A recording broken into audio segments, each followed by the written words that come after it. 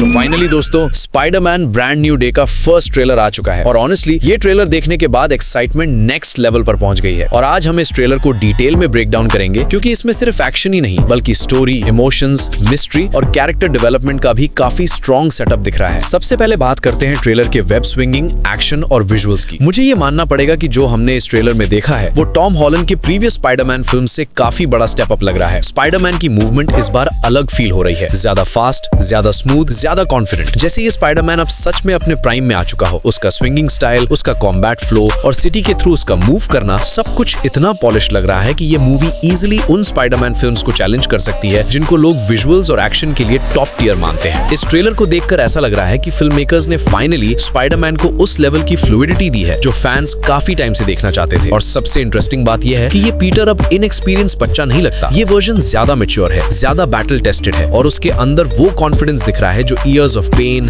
Sacrifice और responsibility के बाद आता है। अब बात करते हैं पनिशर की। सच कहूं तो ट्रेलर में पनिशर को जितना दिखाया गया मैंने उतनी एक्सपेक्टेशन नहीं की थी, लेकिन जितना भी दिखाया गया है उसने एक चीज क्लियर कर दी है। स्पाइडरमैन और पनिशर का डायनामिक इस फिल्म का एक बहुत एंटरटेनिंग पार्ट होने वाला है। एक साइड पर पीटर है जो अब भी अपने अंदर ह्यूमैनिटी और होप को पकड़ के रखा हुआ है। दूसरी साइड पर पनिशर है जो प्रॉब्लम्स को ब्रूटल तरीके से सॉल्व करता है। दोनों की आइडियोलॉजी बिल्कुल ऑपोजिट है और इसी वजह से उनका क्लैश देखना बहुत मजेदार होगा। ट्रेलर से ही फील आ रहा है कि दोनों सिर्फ एक दूसरे से टकराएंगे ही नहीं बल्कि शायद मजबूरी में साथ भी काम करेंगे और वही कॉम्बिनेशन इस फिल्म में टेंशन के साथ साथ काफी स्ट्रॉन्ग फनी मोमेंट्स भी क्रिएट कर सकता है। स्पाइडरमैन की ऑकवर्ड एनर्जी और पनिशर का सीरियस नो नॉनसेंस एटीट्यूड, ये कॉन्ट्रास्ट स्क्रीन पर कमाल कर सकता है। लेकिन ट्रेलर का सबसे बड़ा और सबसे इंट्रीगिंग पॉइंट शायद पीटर के बॉडी चेंजेस है। ये क्लियरली लग रहा है कि इस मूवी में पीटर के बॉडी के अंदर कुछ मेजर ट्रांसफॉर्मेशंस होने वाले हैं और ट्रेलर को ध्यान से देखो तो हिंट्स मिलते हैं कि शायद उसे ऑर्गेनिक वेबिंग मिलने वाली है। अब कॉमिक स्टोरीज में या स्पाइडरमैन लोर में ऐसे चेंजेस यूजुअली तब आते हैं जब पीटर की लाइफ में कोई इम्बैलेंस होता है, जब वो या तो स्पाइडरमैन बनने में इतना खो जाता है कि पीटर पार्कर को भूलने लगता है या फिर पीटर पार्कर की पर्सनल लाइफ में इतना फंस जाता है कि स्पाइडरमैन वाली रिस्पॉन्सिबिलिटी डिस्टर्ब होने लगती है। स्पाइडरमैन की लाइफ का सबसे बड़ा ट्रूथ हमेशा यही रहा है, पीटर और स्पाइडरमैन दोनों का बैलेंस जरूरी है। अगर एक ज्यादा हो जाए और दूसरा कम तो उसकी लाइफ टूटने लगती है। और ट्रेलर देखकर स्ट्रांगली लग रहा है कि इस फिल्म का कोर थीम भी वही होने वाला है। पीटर को सिर्फ हीरो बन के नहीं जीना है, उसे एक इंसान की तरह भी जीना पड़ेगा। उसे दोस्ती, प्यार, लोनलीनेस, गिल्ट और नॉर्मल लाइफ की नीड को इग्नोर नहीं करना चाहिए। ये मूवी शायद हमें ये दिखाने वाली है कि पीटर पार्कर अगर सिर्फ स्पाइडरमैन बनकर रह गया तो वो अंदर से खुद को खो देगा। और यही इमोशनल कॉन्फ्लिक्ट इस फिल्म को सिर्फ एक सुपर हीरो मूवी नहीं बल्कि एक डीपली पर्सनल स्टोरी बना सकता है। अब ट्रेलर के एक और बहुत ही स्ट्रेंज और मिस्टीरियस मोमेंट पर आते हैं। हम देखते हैं पीटर एक टैंक या चेंबर जैसी जगह को खोलता है और उसके अंदर रेगुलर सिविलियंस दिखते हैं जो किसी तरह माइंड कंट्रोल लग रहे हैं। ये सीन ऑलरेडी फैंस के बीच काफी थ्योरीज को जन्म दे चुका है। सबसे बड़ी थ्योरी ये चल रही है कि ये सब सीडी सिंह के कैरेक्टर से कनेक्टेड हो सकता है, जिसे काफी लोग जीन ग्रे मान रहे हैं। ट्रेलर में उसका सिर्फ एक क्विक शॉट दिखाया गया है, वो भी प्रॉपर्ली क्लियर नहीं। और ऑनेस्टली ऐसा लगता है कि मेकर्स जानबूझकर उसे हिडन रखना चाहते हैं ताकि फिल्म रिलीज होने तक उसके रोल का सस्पेंस बना रहे। अगर वो सच में जीन ग्रे है या किसी पावरफुल साइकिक कैरेक्टर का वर्जन है तो फिर ये माइंड कंट्रोल एंगल मूवी के स्टेक्स को काफी ज्यादा डेंजरस बना देता है, क्योंकि फिजिकल विलन से फाइट करना एक अलग बात होती है, लेकिन जब एनिमी तुम्हारे दिमाग, इमोशंस और रियलिटी को मैनिपुलेट करने लगे तो गेम और भी ज्यादा डार्क और अनप्रेडिक्टेबल हो जाता है। अब बात करते हैं उस विलन की जिसका वेट फैंस बहुत सालों से कर रहे थे, स्कॉर्पियन। हाँ दोस्तों, स्कॉर्पियन इज बैक और ट्रेलर में उसका स्पाइडरमैन के साथ जो फाइट टीज किया गया है उसने जेन्युइनली एक्साइटमेंट बढ़ा दी है। ये सिर्फ एक नॉर्मल विलन रिटर्न नहीं है, ये एक लॉन्ग अवेटेड पे ऑफ है। फैंस 2017 के होमकमिंग के पोस्ट क्रेडिट सीन से वेट कर रहे थे कि कब मैक गार्गन प्रॉपर्ली स्कॉर्पियन बन के लौटेगा और अब इतने सालों बाद फाइनली लग रहा है कि वो सेटअप अपना रिजल्ट देने वाला है। और सबसे सैटिस्फाइंग बात यह है कि स्कॉर्पियन का रिटर्न रैंडम नहीं लग रहा, वो इस स्टोरी के टोन के साथ फिट हो रहा है। पीटर की लाइफ ऑलरेडी इमोशनल, मेंटल और फिजिकल लेवल पर कॉम्प्लिकेटेड दिख रही है और ऐसे में स्कॉर्पियन जैसा विलन उसके लिए और भी बड़ा थ्रेट बन सकता है। अब ट्रेलर का इमोशनल साइड जो शायद सबसे ज्यादा पावरफुल हो सकता है, एमजे और नेड का कमबैक। ट्रेलर से ये हिंट मिलता है कि एमजे और नेड वापस न्यूयॉर्क में हैं और सिर्फ इतना ही नहीं, ऐसा लग रहा है कि वो पीटर के नए अपार्टमेंट के आसपास शायद नेबर्स के रूप में भी हो सकते हैं। अब यहीं पर स्टोरी और भी हार्ट ब्रेकिंग हो जाती है। सोचो पीटर की सिचुएशन, वो उन लोगों को देखता है जिनको वो सबसे ज्यादा प्यार करता था, लेकिन वो लोग उसे वैसे याद ही नहीं करते जैसे पहले करते थे। नो वे होम के इवेंट्स के बाद उनकी मेमोरी इरेज हो चुकी थी और अब लगभग 4 साल बीत चुके हैं। 4 साल बाद पीटर फिर से उनके करीब आ रहा है, लेकिन इस बार प्रॉब्लम सिर्फ ये नहीं कि वो उनसे दूर था, प्रॉब्लम ये है कि अब वो उनके पास होते हुए भी उनका नहीं है। और यही क्लासिक स्पाइडरमैन ट्रेजेडी होती है। ग्रेट स्पाइडरमैन स्टोरीज हमेशा इसी कॉन्फ्लिक्ट पर टिकती है। पीटर उन लोगों के साथ रहना चाहता है जिनसे वो प्यार करता है, लेकिन उसकी लाइफ एज स्पाइडरमैन इतनी डेंजरस होती है कि वो उन्हें अपने पास लाकर भी प्रोटेक्ट नहीं कर पाता। वो एमजे के पास जाना चाहेगा, नेड से फिर से बॉन्ड बनाना चाहेगा, लेकिन हर बार एक डर उसके सामने खड़ा होगा। क्या मेरी लाइफ में वापस आने का मतलब उनकी लाइफ को डेंजर में डालना है? और मुझे लगता है इस फिल्म का स्ट्रॉन्गेस्ट ड्रामा